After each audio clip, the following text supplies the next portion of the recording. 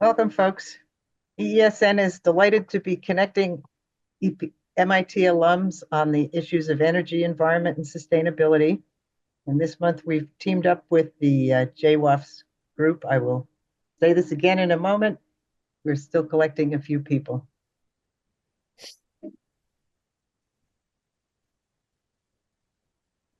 This EESN meeting is a meeting format. You will have the chat, and we highly recommend that if you have questions, you put them into the chat or comments.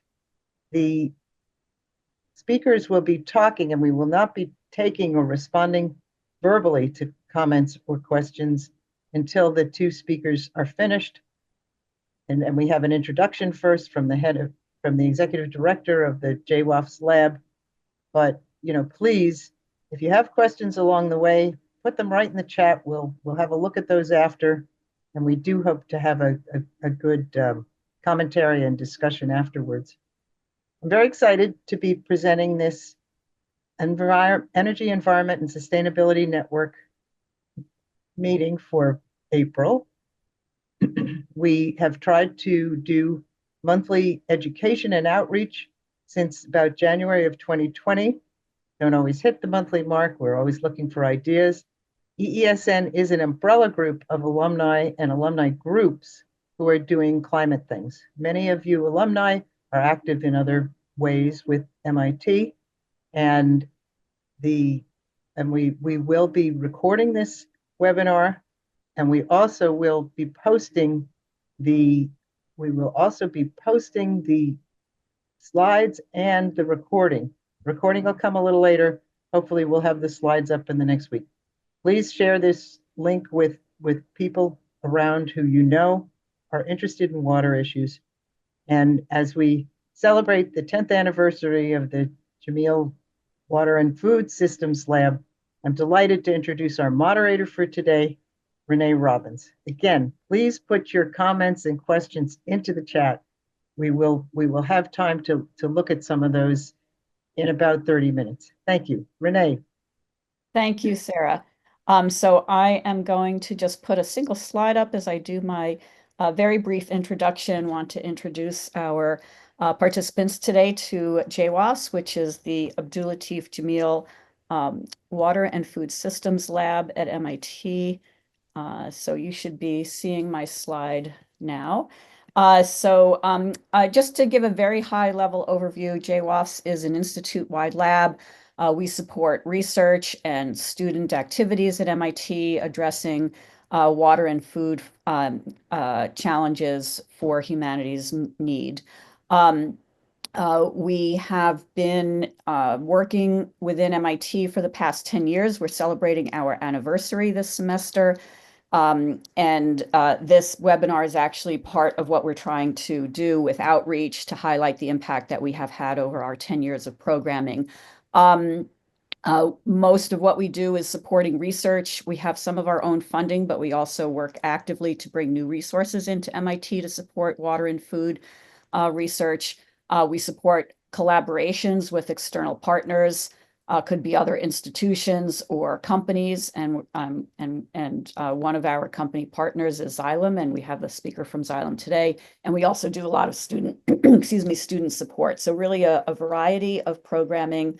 And we're very pleased to have this opportunity to co-host this EESN event, working with Sarah to pull this together. So I have invited two speakers who are both MIT alumni who work in the water sector, academic research and in the water sector, but both addressing the significant emerging challenges that we're facing meeting our water needs. So to move right into our programming, I'm going to stop my share.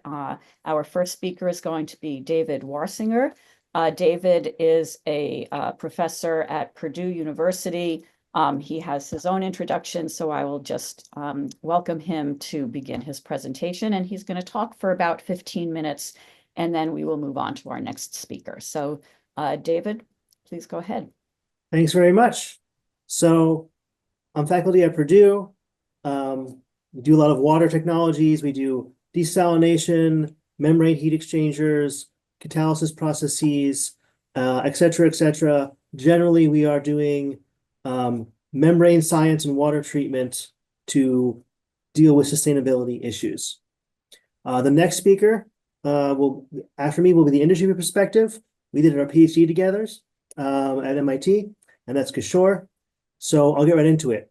I'm going to focus a bit on the emerging different water crises, the water needs for industry, and then give some examples of technology solutions to address these challenges. And I'm going to go through some of the things very quick, just they're meant to give a very brief overview of what the problems look like.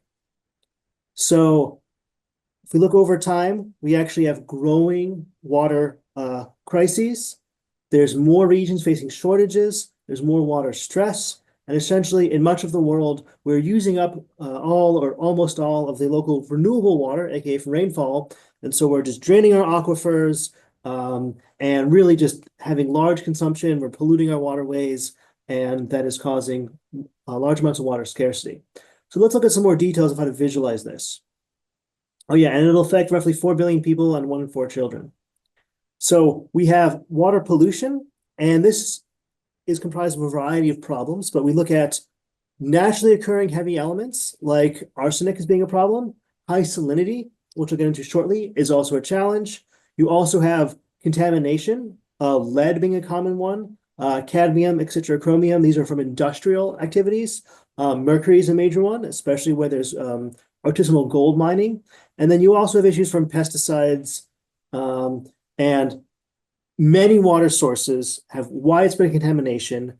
And we're kind of playing this cat and mouse game of, oh, we realize we should be treating for this new contaminant because it's causing a health risk. And we are only looking at the very beginnings of treating all the contaminants that are out there, that many of which humanity is causing. So not only do we have issues with man-made pollution, but in many regions you have high salt levels in groundwater. And this means that you might need to treat your water to make it drinkable. Now, much of this is, for instance, just based off of evaporation or former marine deposits, etc. But we also have growing influence of irrigation, pollution, salting roads, etc., that is increasing the salinity of our soils globally. So industry has lots of needs for water. Thermoelectric power uses a very large fraction for cooling. Irrigation is a biggest category, and specifically with irrigation, this is typically consumptive use because much of the water evaporates, goes into the soil, it goes into the crops, so you don't have it back into the river or waterway to reuse it like you might have in the thermoelectric power plants that are not evaporating the water. So we have public supply, this is our utilities, our taps, you have other industrial mining uses, and also some water for livestock. And this domestic supply that we have in our houses is a relatively small fraction. And we have some trends over time. So what are our water sources? It could be in the surface, it could be groundwater, it could be brackish groundwater, like that big map I showed. You could be reusing wastewater, and you could also use seawater. Why do we need water? It's heavily used in basically every fabrication process. It is a universal solvent, it is a great cleaner, it's really cheap. And so across much of industry, it's widely used, everything from high purity water for semiconductor manufacturing, to biotech, to very large consumptions of energy, to being many of our mining minerals are actually sourced from brines, and we also may use large amounts of water to process mining. And of course, it is in consumer packaged goods and the processing. Basically, if you need to manufacture anything, you need plenty of water. So a good chunk of water is also saline in its original sources. In particular, for mining sources are often saline because we're trying to get minerals out of those. And then if we are doing cooling water, some of that can also be saline, aka salty. We're using large amounts of water for hydropower, as well as for biodiesel, that was supposed to say, bioethanol, wood, nuclear. It's very high demand for water in energy. There's also high demand for water in mining, right? Everything from our key elements like lithium, our rare earths, high demand things like copper and nickel, etc., but also coal, gas, and oil may also use large amounts of energy, and this will vary by the source. Conventional gas, shale gas, right? So our fracking will often use large amounts of water too. So It's high demand, and we're kind of tapping out in many different places. So let's talk about water treatment. I'm going to kind of go through some background so you can understand new processes. So if we have a plan to remove stuff from water, we have a size scale I want to familiarize you guys with. Once we're down to a few angstroms, we're talking the individual salt ions, right? Sodium chloride, etc. And we have membrane processes that can remove those individual ions. As we go up the scale, we may need to remove bacteria, particles, and viruses, proteins, etc. And we have different sets of technologies for each of those. On the membrane side, we just change the prefix. So it's reverse osmosis if it's just salts, it's nanofiltration if it's nano-sized pores, it's ultrafiltration if it's a bit bigger, and it's microfiltration if those pores are even bigger. So now I'm going to give you some examples of technology improvements for growing water problems. I'll start with reverse osmosis. So as a background, there's a wide range of desalination technologies that are being used. Reverse osmosis is the largest, and this is a simple diagram here. You have a pump, you have high pressure membranes. There's also a bunch of others. The thermal technologies shown in orange and red basically have evaporation and recondensation. I've used redder colors for temperature here and little salt dots to show salt concentration. And this color is water that's being collected, right? So we have heat exchangers, we have preheating of initial seawater, we have a condensation. In this case, it's inside. This in case it's on the outside of a pipe. This process has flashing, so you have condensation inside this pipe, and you collect the water. You can also apply an electric field and move ions around. And that's actually very common, especially at low salinities. That's electrodialysis. If you want to look at the efficiencies of these, I know this is a little bit messy because the efficiency varies by salinity. Salinity is on the x-axis here. This is kind of seawater, this vertical line here. And let me just change my pointer to a laser. And so we're looking at reverse osmosis being the most efficient technology. So that's why we are focused on it. Electrodialysis being less efficient. The thermal processes here are less efficient, etc. So what is reverse osmosis? You take a membrane, you put a spacer in it, and then water goes over that, pure water comes out, and you wrap it up. So you have one side that's salty, one side that's pure, and then you would wrap this up as a tube and have many of these tubes. And then you put these tubes in pressure vessels. So you can see the wrapped tube here in this animation. And so a big desalination plant will have rows and rows of these membrane modules that could be, 8 feet or more. And the biggest ones I've been to look like, high school gymnasiums, just with stacks and stacks of membrane modules. The biggest plant in the US has more than a square kilometer of membrane area. So that's the background for the most common desalination technology. How can we improve upon it? Well, we can use batch processes. And this was a key work when I was a late stage of a grad student and early as a postdoc at MIT. And so a regular desalination process, reverse osmosis, applies a constant pressure, while a batch process would cycle that pressure over time. There's a key reason you do this. As you concentrate, your osmotic pressure increases, so you need more pressure to get the water out. So if you can exactly take one batch of fluid and just concentrate it over time, you can apply the exact pressure required by it. And so this is for brackish salinity, but you can imagine a typical process is running excess water. You have a little bit of frictional losses. You need some pressure at the end to overcome this osmotic pressure. But if you can follow the osmotic curve over time, then it so happens if you graph pressure and a recovery of water, that the areas directly correspond to the energy. For those who are mathy, this is the PDV work that is occurring in the process, pressure and volume. So you can save a lot of energy by following the osmotic pressure over time. No one before had done a full batch process. There were semi-batch processes. And so how we're achieving this is we're having a batch of fluid in here that's being concentrated, and then we're using a pump to fill the void space with the feed for the next cycle. And this lets us simultaneously control the pressure and volume of the system, which was the key problem in enabling these processes previously. And then what we can do is we can flip this active side of this piston and then go the other way and have the other side be a batch, so it can be a fairly continuous process. So We did a study analyzing the energy of desalination systems. We found data for 39 different desal plants. The current systems are kind of around 4 kilowatt hours per meter cubed in the energy demand. And we looked at the state of the art around today, and we're looking at the energy. The specific energy consumption here is our contour variable. And so most of the energy is just from the process itself. We have a little bit from intake, concentrate management, post-treatment, etc. But it's really mostly the process. And we slightly varied the efficiencies based off the state-of-the-art available pumps, etc. So our new batch process outperforms the average SEC by quite a bit. It is not far from the thermodynamic minimum, and it is still also outperforming semi-batch. So we've kind of put a lower limit on the highest energy efficiency these processes can have, and we can see that it's well below 2 kilowatt hours per meter cubed. And we can see by these contour maps that we're doing quite well. And so seawater again is 35 grams per liter. So that's right around here. So we're building these systems. Got 3 or 4 minutes to go. Okay. Yes, I'll be done.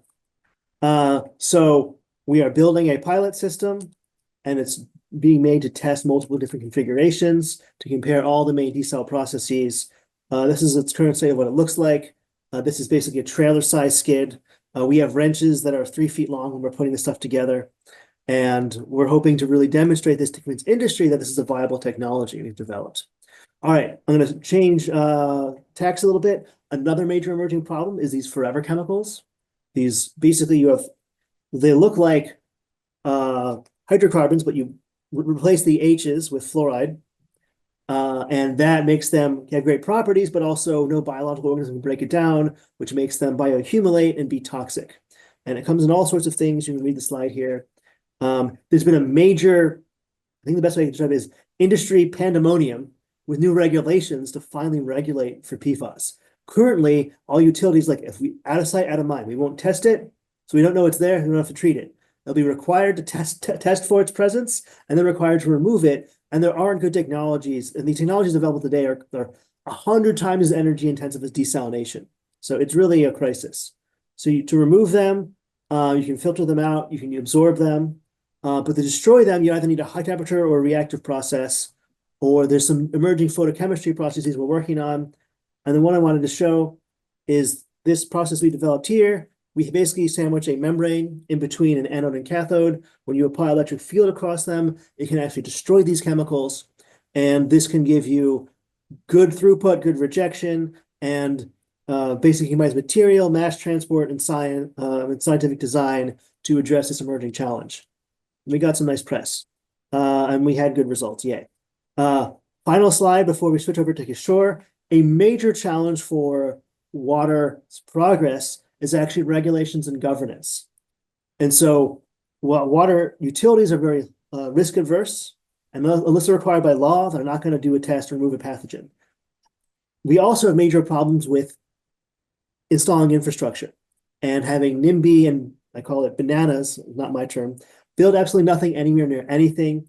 A classic example, which kind of shocked the whole desal industry, was this Huntington desal plant. They spent 20 years in the permitting and commissioning process, spent $100 million, and then one of the last permitting stages is denied the plant. And so now everyone in California is afraid to do large-scale desal, and that they're thinking they should do small-scale desal. Another California example is that they made a requirement for water reuse, direct water reuse, and they required a viral load reduction of 100 quintillion. And this basically makes direct water reuse unavailable in California. It's just economically not feasible. They also had prescriptive process level requirements, which are not viable economically. And things like this can lead to disasters like tight water conservation, everything dries out, and maybe we get more fires. Last points, local laws like water rights and discharge requirements dominate the choice of water systems.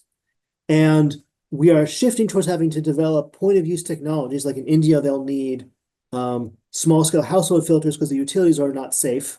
And so based off the local governance rules, capabilities to implement infrastructure and maintain infrastructure, there's different technologies for every situation. All right, I'm going to kick it over to Kishor. Thanks, Thank David. you, David. And let ahead, me share my Kishor. screen. Yep. And thanks, David, for the intro. Those are thanks for talking about all of those issues and really cool tech there. I need to ping you about that later. Um, so I'm going to talk about the same problems, but from an industry perspective with some solutions on what exists today. I'm representing Xylem. I manage Xylem's uh, water treatment business serving the chemical industry. It's about a 200 million business that I oversee right now. I did my PhD the same lab, the same time with when David was there with Professor John Leonhard. I worked on two startups during my time there at MIT, and worked on nonprofit work as well, water sanitation work in India. So I'm familiar with the whole spectrum there. After my time at MIT, I was a consultant, and I worked on actually that Huntington Beach desal project. I was involved in some capacity in all the major seawater desal projects happening in the US. And decarbonization has followed me wherever I went. I helped permit the Tesla Gigafactory in Austin, got them their permits and got that moving. And now a lot of my focus the last couple of years have been on blue hydrogen projects, and the work that I do is specializing in the large projects. Now, enough about me. Let me talk about what I'll be or giving a brief overview about. A lot of my companies, my employer's history sort of coincides with the adoption of several technologies. And the message I want to give is we already have a lot of the technologies. There are other places that we need to improve on. And I'll talk a little bit about adoption and how problems are different, as David alluded to, in the developed world and the developing world. Um, Again, just for a refresher, like the Xylem name, we the two big companies that merged a year and a half ago, what used to be Siemens Water and Legacy Xylem. So now we're a pretty big company, 8.6 billion revenue, and a lot of people, and we support innovation. Right now, as I speak, I'm at a innovation accelerator symposium thing where we're bringing together people from several industries and startups together to enable innovation. Um, we do a lot of different things, and I'm going to talk mostly on the treatment side, especially for the industrial side. But water and saving water involves a lot of different aspects, which my company is involved in. And I can take more questions on that separately. But I'll specifically talk about process and treatment because that's the background that we both come from. And I can happy to take more questions. I'll talk a little bit of the technology on what we use to save water. Saving water is important for our companies. Um, Now, enough about Xylem. Let me talk a little bit more and give a bit of a history on industrial water treatment. And this is the Evoqua side of the business that I joined. And over the 100-year legacy, you can see a lot of the technologies that we need. They exist to solve a lot of the challenges. Chlorination, which was, I would say, one of the biggest innovations in water technology back in 1911, and then subsequent process technologies and adoption of membrane technology in the 80s, UF, RO, and then business innovation like providing industrial water as a service that happened before software as a service came along, and then refining treatment, and polishing water, enabling ultra pure water.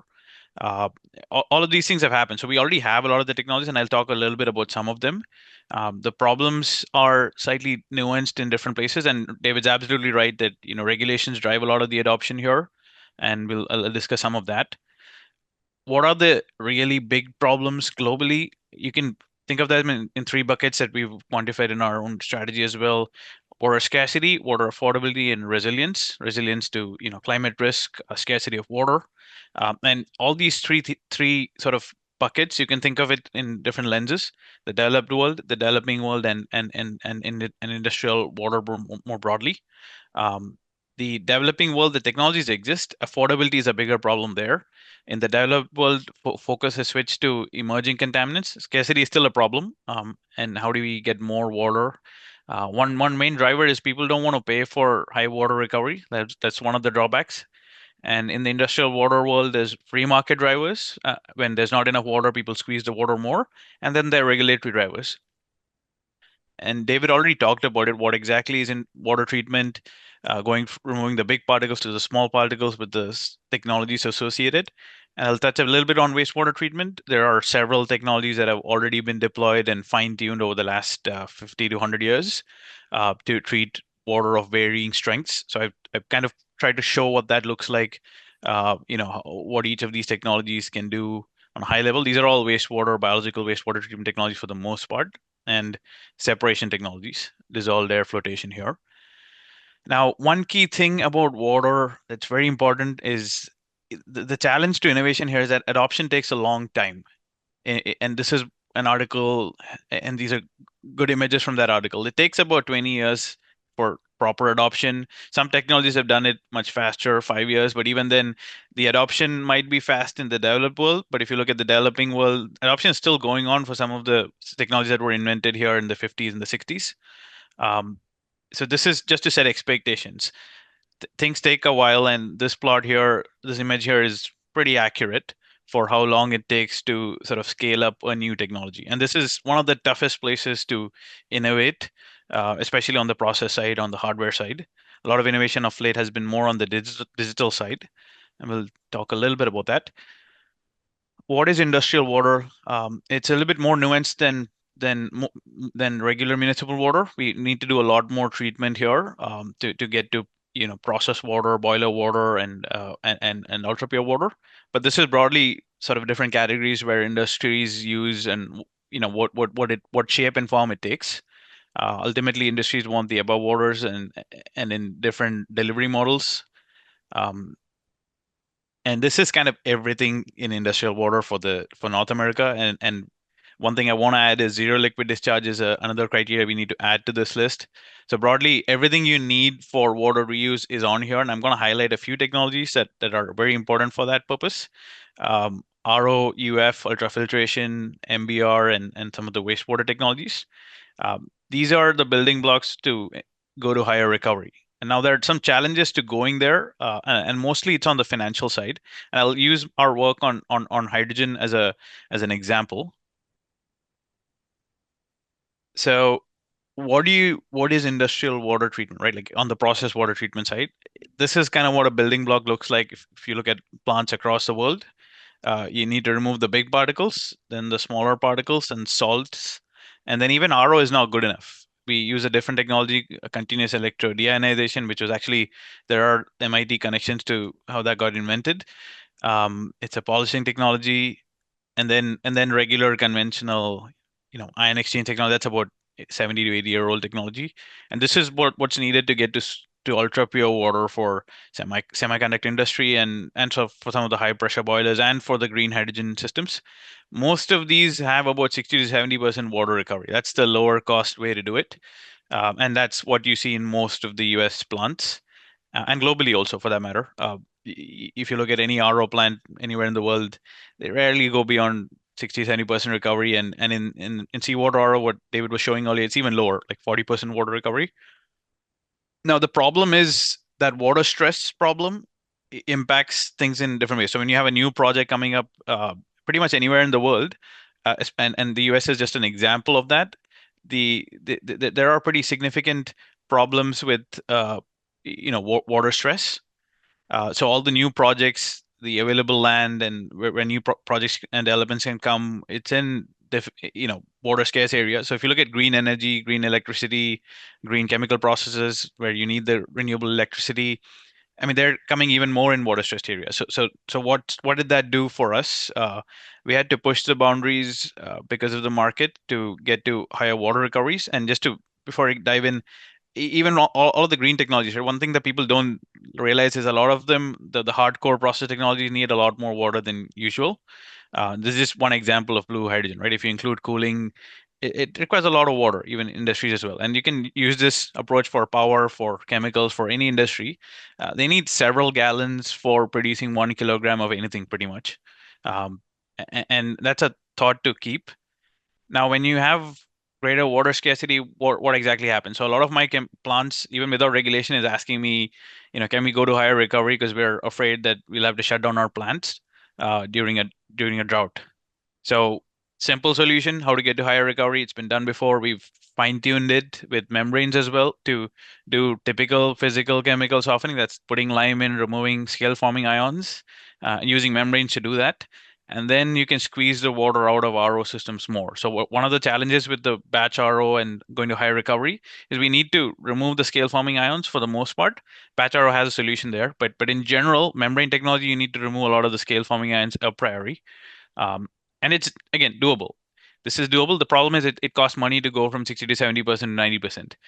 That earlier block I showed, right? Now you have multiple different blocks to get to the higher recovery. And regulations and water scarcity have been driving the water reuse and zero liquid discharge as well. And costs can go wildly up. This is just an example from actual projects. A lot of my green hydrogen projects, some of them they moved on and moved on at like $10 a kgal. Like that's give or take where most large water projects are. But when you have a smaller project, it costs the cost can go up a lot more, especially on these higher recovery projects. And if you want to do zero liquid discharge, then you're talking getting closer to $100 a kgal to deploy a solution on the ZLD side, and the real overall average number would be around that $40-50 mark. And just for context, home, the municipality charges about $3 to $6 a kgal depending on where you are. So that's a pretty wide range in cost depending on how much water you want to recover. And I just want to talk a little bit about what other technologies here. What is industrial on the wastewater treatment side? There's primary, secondary, and tertiary treatment, and then you recover water. So you remove the big solids, then nutrient reduction, and then fine tune the water further for reuse. This is how it looks like in a municipal plant. I'm just touching on this topic since it's a little broader topic here.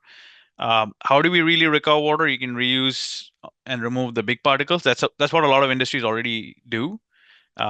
Progressively gets more and more costly. You need to put in more stages of RO to recover more water. You need to do more pretreatment to do that. And then, get progressively more and more expensive. So as that numbers I showed earlier, right, it progressively gets more and more expensive. And imagine once you get to the zero liquid discharge, you're already at like $100 a kgal. Now, there are some other ways to do it. Another technology is the membrane bioreactors, which have gotten popular over the last 30 to 40 years. Regular biological treatment, bugs eat the food, and then you separate out the bugs, and then you get reasonably good water. But you can't drink that water. It's not that pure. With membrane bioreactors, we remove the sludge further, increase the concentration on the bugs so that they eat more of it. And then you can actually start feeding this water directly into an RO and make drinking water quality out of it, or at least, or boil off water, whatever it might be. This has been around for the last 30 years. It is much more expensive. Like the cost difference between these two, I would say this was probably 2 to 3 times more expensive than this. Depending on the size of the project, like it can get more expensive in the life cycle. Again, there needs to be a reason for doing this. And I'm seeing more of these kind of projects come up because regulators, there's not enough capacity in some of these rivers to absorb more of the wastewater nutrients. So then, my customers are getting pushed more and more into this direction and having to pay more and more to do that. And water reuse is a priority, mostly even without regulation. It's because there just isn't enough water for in some of these water scarce areas. But this is a technology that is getting increasing adoption globally, especially in India for water reuse. With that, I want to switch gears a little bit and talk about the developing world and an interesting case study, right? When people talk about global water Yeah, you've scarcity, got right? maybe 3 minutes. Yep. minutes or so. Yep. Okay. Even we've seen these statistics on X billion people don't have access to water or wastewater. The wastewater problems are even greater than the water scarcity problems because it's very expensive to do all of that other stuff at the city scale. And one of the greatest, the way I like to see is if you solve poverty, a lot of the water crisis gets solved automatically. And one example I want to talk about is Mumbai and this technology SBR. It was invented here in the 60s and the 70s and got wide adoption across the US. It got adopted pretty fast for a technology like that.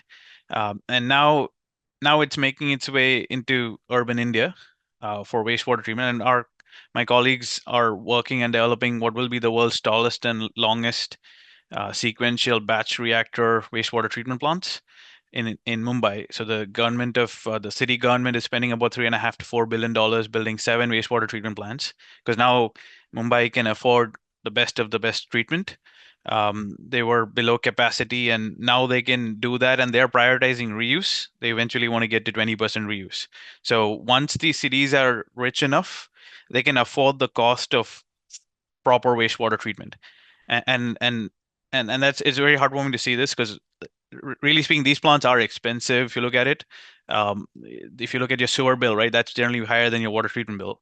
And once the world, as the world is getting wealthier, we are seeing a lot of the problems go away as well. So I would say it's not a cost problem. It is a cost problem, but it's really a revenue problem. So if the revenue of the world, or that region increases, the tax dollars can fund some of these. And I want to leave with one thought: how important regulations is. So the municipal side in India, they're still getting up to speed, but on the industrial side, they're way ahead of the US, because they had regulations because of the water scarcity and other problems on the industries. So the courts cracked down, and for the last 10 years, zero liquid discharge has been mandated in India.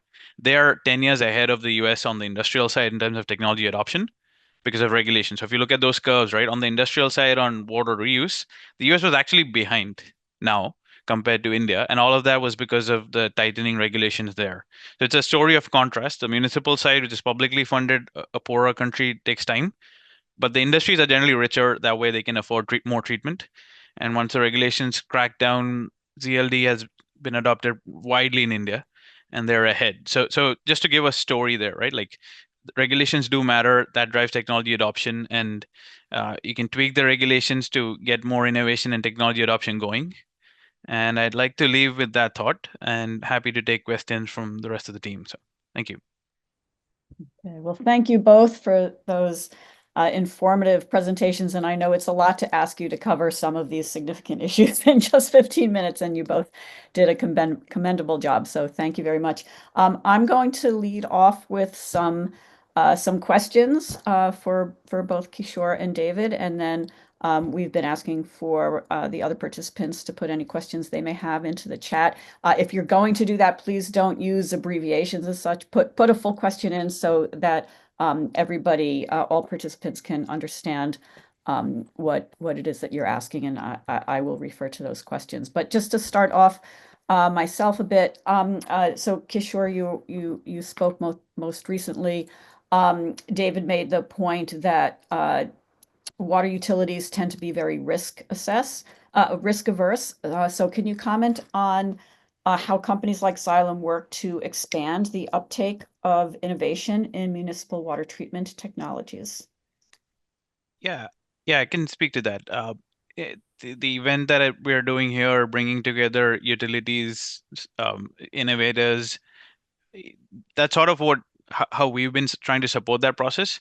And even though municipalities are risk averse, as long as you target a smaller municipality and provide performance guarantees on the technology and raise the funding to do that, I've seen startup companies directly go into the municipal sector and succeed also. Both the municipal sector and the industrial sector, they tend to be risk averse, but the main thing that startups need to know is that what they care about isn't the savings as much as it needs to work without a problem for 20 years. Like, that is the number one thing that people want to try out. Working with consultants, piloting can be done. There are challenges, but it is doable, and big companies are there to support in different ways. But yeah, it is a challenge, but it can be done. Like, it's not as impossible as one would think, as long as you target smaller companies, smaller utilities, and you work with the right consultants. So. And David also mentioned how PFAS regulations are driving the need, the perceived need. The need has apparently been there, but the perceived need to remove these contaminants from our water supply. How do you see the emergence of these new regulations affecting water utilities decision making about new technologies? So I'll have to caveat my answer a bit, because it's been a while since I worked with the municipal utilities, but David's absolutely right on the wastewater side. People don't spend money unless they are regulated to do so, because there's always contradictory research and everything else, and that's why regulatory bodies exist, to figure out what is the required level of treatment. And companies like ours are helping with that process. We're actively working with several PFAS treatment or treatment startups to figure out the right ways for destruction. But I can say that until the regulations come, many of them won't even forget the utilities. The industrial side, not one customer of mine has talked about PFAS problems with me so far. Not one, because it's not in the regulation, they won't test for it. And until you bring it into a regulation, they're not gonna sort of wake up liabilities, if you may. If they know it's there, it's a liability. If they don't know it's there, it's not a problem. So I mean, I shouldn't. I mean, I'm sorry to say it like that, but that's true. I've had very few customers bring up asking me, "Oh, can you treat for PFAS in this wastewater stream?" Um, we, it's a little bit complicated, but the regulations need to come first for a lot of these things to happen, and it's really market and company customer driven that way on the industrial side. So, and it's super expensive. David's not wrong. It's going to be super expensive to, like we are at $3 to $4 a kcal for just removing big particles and disinfecting water. The treatment required is one level higher than that. So it's an order of magnitude shift. And so to David, you talked about a growing portfolio of research addressing PFAS removal and or destruction in your lab. Can you say a little bit about how the emergence of new regulations for things like PFAS affects stimulating research and technologies for separations? Is there more corporate sponsored funding coming in? Is there government funding that's somehow encouraging this kind of research? Do you see students who come to your lab wanting to work on these kinds of challenges? How can you characterize the drive for research? Sure. So it typically starts out with the government funding. And it's not just the US government. I have a student who's from South Korea who's on a future faculty fellowship to work on some of our PFAS projects. We also are part of this new NSF $160 million engine to do this PFAS work. Usually, if you can imagine, we have 9 technology readiness levels where like 0 is no idea, 9 is it's commercial product you can buy on Amazon. The industry usually starts getting interested, let's say TRL 4 or 5. They're like, okay, you made enough progress that I can get this on the market in 2 years. When we're more fundamental than that, it's a little harder to get the industry interest. They want it very demonstrated. They want to see like the use case prototype before they're willing to put money in for the most part. And we do have projects like that, right? Our work on dehumidification and HVAC systems is getting significant industry support. But our PFAS work, we get lots of messages from industry. We tell them where we're at research-wise, and then we don't hear from them again. And a question to both of you. So just a little preface. I mentioned just very briefly in my introduction about J-WAFS that we do work with industry. We collaborate and partner with companies who are interested in sponsored research at MIT, and Xylem has been actually our longest standing research partner, dating from before Kishor went to work with them. He was still a student in John Leonhard's lab when we started collaborating with Xylem. So I'm interested in hearing your comments about how the private sector can collaborate with academic researchers to drive innovation. And from each of your perspectives, are there constraints or impediments that need to be overcome? Either of you want to jump in first? David, go first. It'll be better if I go after you. So on this one. A great example is industry consortiums with universities. So we have this big one for HVAC technologies at Purdue, where industries pay a $50K member fee each year, and they vote on whatever R&D project they want. We have big meetings, and it's made Purdue a center for HVAC research. Like a lot of big HVAC conferences are here, and we have a deal with the university that for these fees that there's an overhead waiver. So it's very efficient for them to get R&D on topics they want to do, and they get to regularly meet with experts from other companies as well as faculty all the time. So things like that of like industry-sponsored centers are a great way. And if you are involved in the company, I encourage you to join them and try to found them. Kishor? Yeah. So there are real constraints also for public companies, any company rather. Like there's always a conflict on where do you put the R&D dollars down, and delivering returns. All the public companies are wired for scaling up technologies and scaling up revenue and getting a working product into people's hands. But with the higher, longer adoption cycles, it's challenging. But our company's been doing a lot of good work on that by having events like this and funding startups and funding MIT and different ways to sort of bridge the gaps, even if we can't give money directly, because it really is, the public funding and governments play a big role because it's the private sector typically needs a return in, even for our fundamental research is still 5 to 7 year timelines. I have to deliver quarterly numbers, so it's a little bit more tighter here. There is a gap to be filled, and consortia definitely fit in. We've advised the US government on which areas to fund and bring people together to get that funding and pool together resources.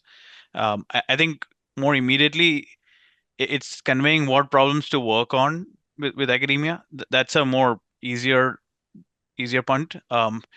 And right now, if you look at adoption, right, I just showed the process technologies, but really speaking, what the actual innovation is happening is adoption of digital technology. So when there's an innovation somewhere else, putting that into the whole ecosystem, that's been what's been mostly going on. The really hardcore process innovations that we've been talking about, that's less and less because it's harder and harder to get returns even for venture capitalists.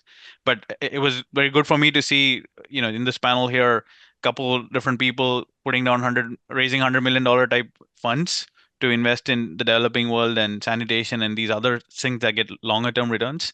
It's out there. It's just, we would love to see another zero to it, right? Instead of 100 million, like $1 billion fund for these kind of things.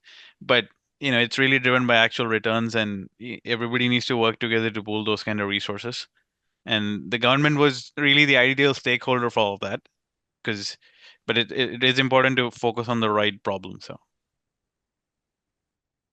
So I have been taking notes about questions in the chat. Can I do some rapid fire answering those questions? Yes, I was actually going to turn to get some of them were just for clarification, but sure, go ahead, please take a stab at it. All right, rapid fire. Someone asked about, is the oil pollution is that from fracking? Fracking is actually not doing that much pollution compared to, let's say, coal power. Fracking is amazing, right? Coal power has mountaintop removal where we're just taking all this dirt, it's going to the waterways, it's orders of magnitude worse. Leaking frac pipes is maybe like 1 in 10,000, depending on the study. So it's not as much of a concern. Someone asked about gravity filtration, very, very cheap technology, great for low-income developing world applications, takes huge amounts of media.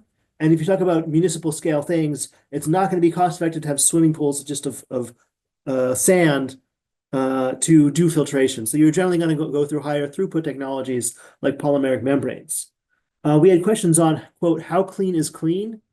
And it fully depends on the regulation. And as Kishor was saying, if it's not required for them to test for, the utilities don't want to know. They will put it into your water if they don't have to test for it. And then we had questions about, I want to speak briefly on regulatory exemptions. So the real polluted water is often where there's no regulation around it. For instance, the Clean Air and Water Act does not require regulations of groundwater. So in the US, we can just take all the nasty discharge from frac water and put it in one injection well and just inject it into the ground without treatment, without nothing. In Europe and other countries, such a practice would not be allowed, and they would take the ZLD waste, answering another question, from zero liquid discharge, and either put it in landfill or, if possible, recover valuable minerals from it. So I didn't understand some of the questions, like the one about water rights litigation heaven, but that's a bunch of them. Yeah, and I'll tackle one or two remaining on the clarifying what justifies companies and utilities using MBR, the energy costs, and the extra dollars. There's two answers. One is the free market drivers. When there's absolutely when there's no water, a company would rather put in that extra expensive reuse infrastructure than not make any money, right? So the $30 a kgal pales in comparison to, if your $3,000 or $10,000 a kgal operations is under stress. So the value of water comes in when the real profits are threatened. Then they don't mind spending the money. The second is you need regulation. So one of my projects to put in MBR because the regulator required a higher or a lower limit on the discharge. So they couldn't throw out more than 25 milligram per liter BOD, and you need to remove all of the particulate stuff for that. You can't just use a regular wastewater treatment. You need to remove everything from the water. So it's really regulatory driven, and when there's not enough water. And then waste volumes, like David mentioned, it's really solid waste that get generated. They go to landfill. But the challenge on ZLD, which I want to mention, is it's highly carbon intensive. It's not just energy. You have to use a lot of energy, 10x more energy for doing that. And we're working with companies to adopt membrane technology to reduce that. But there is a sort of a carbon cost to pay. So if you want to save more water, you end up having to pay more in energy and carbon. And we've been adopting membrane technology to reduce that. We've been working with a few companies on that. But yeah, it's not a zero-sum game. I personally think minimal liquid discharge is a better solution than zero liquid discharge, because then you get the best of an optimum where you're not having so much carbon footprint, but also saving enough water. Like there is a happy medium in between, which I think is economical.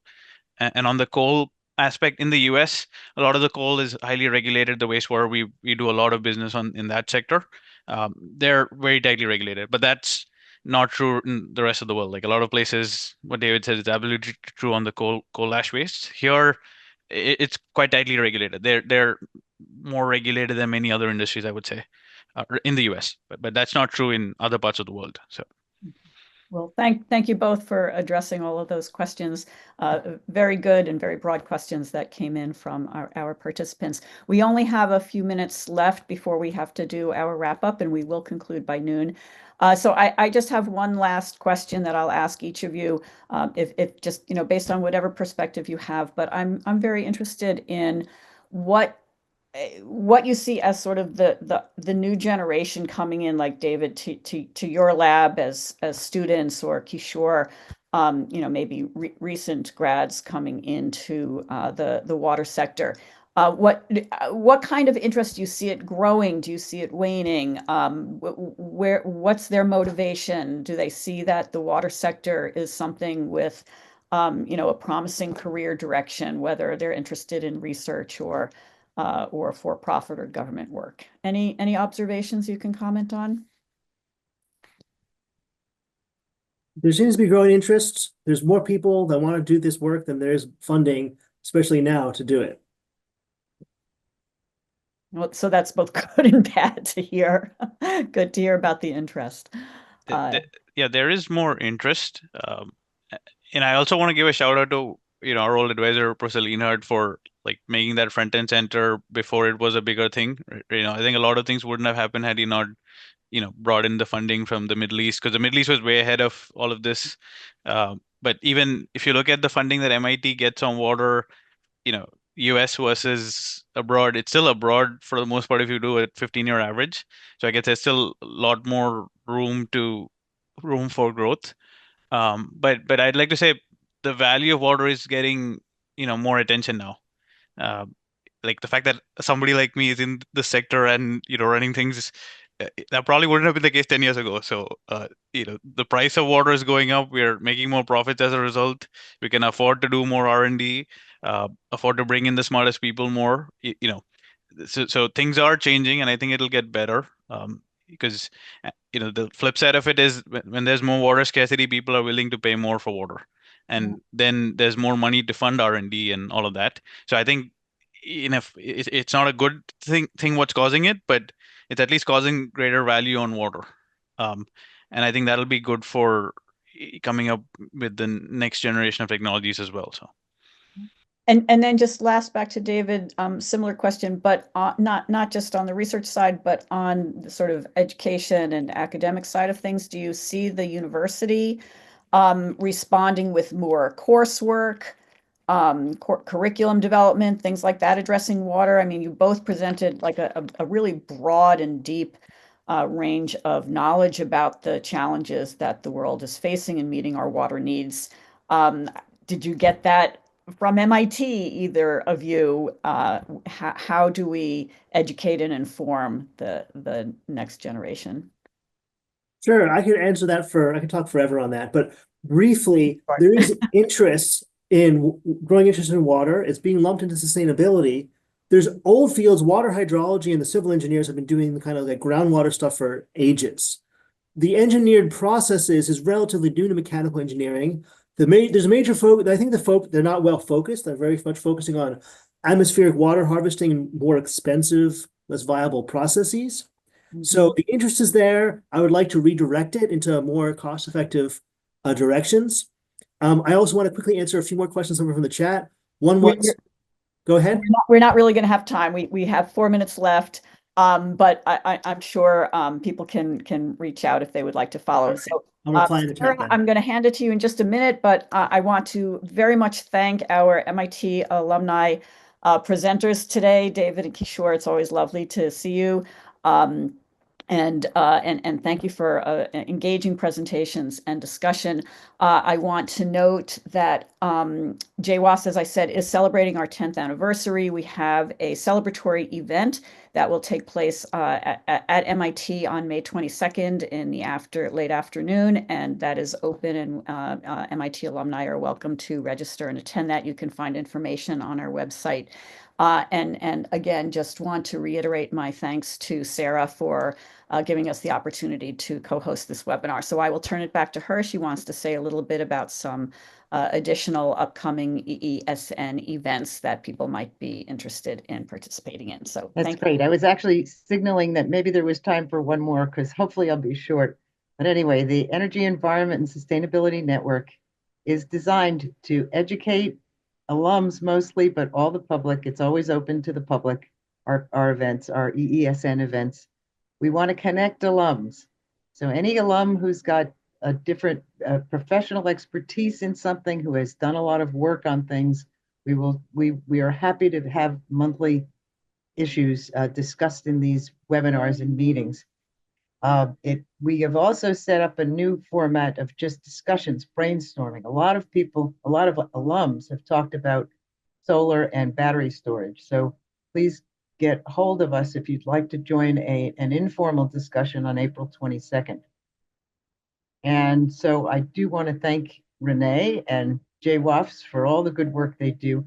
One other thing is that a lot of times people not in the field come up and they say, I want to do something about climate. I want to do something to protect the environment. And people say, write to your legislature, do regulations, do policy, because that's the way most people interact with the environment and with our systems. We should also be telling them, study science, study math, do engineering. Any younger people, any people looking for their next chapter, we should encourage them to be the people who figure out what we're going to do tomorrow to help fix things.